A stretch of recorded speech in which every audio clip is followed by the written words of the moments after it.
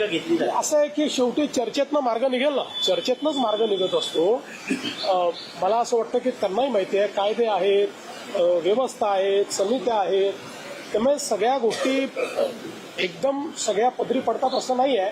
पण आपण चर्चेतनं मार्ग काढत असतो. आता मागच्या काळामध्ये आपण 10% रिझर्वेशन दिलं. आज अशी परिस्थिती नाही आहे. 10% आरक्षण लागू आहे. त्या आरक्षणाप्रमाणे भरती झाली आहे, भरती चालली आहे. त्याच्यामध्ये ते आरक्षण कुठेही कोर्टाने नाकारलेलं नाही. कोर्टात आरक्षण आतापर्यंत नीट टिकलेलं आहे.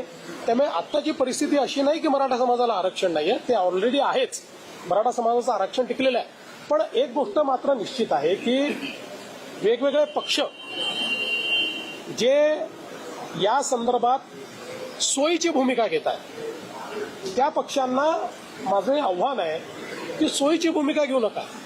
भूमिका घ्यायची तर ठाम भूमिका घ्या. ठाम भूमिका घेताना दिसत नाही. आम्ही तर बोललोच होतो, याचंही करा आणि त्याचंही करा, अशा प्रकारची भूमिका नको. जे कायदेशीर आहे ती कायदेशीर भूमिका घ्या ना. तुमची भूमिका सांगा, काय कायदेशीर भूमिका आहे.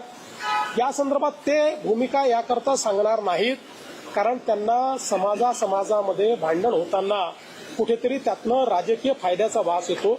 आम्हाला राजकीय फायदा करून घ्यायचा नाही. आम्हाला सगळे समाज सांभाळायचे आहेत. आमचं सरकार इतक्या मोठ्या संख्येनं या ठिकाणी निवडून आलं कारण आम्ही सगळ्या समाजाला सांभाळलेलं आहे. सगळ्या समाजाने आम्हाला मतदान केलेलं आहे. त्याच्यामुळे आम्हाला सगळ्यांना सांभाळावं लागेल. सगळ्यांना सांभाळून सगळ्यांचे ॲस्पिरेशन्स जे आहेत ते ॲस्पिरेशन्स कसे पूर्ण करता येतील हे आम्हाला प्रयत्न करायचा आहे.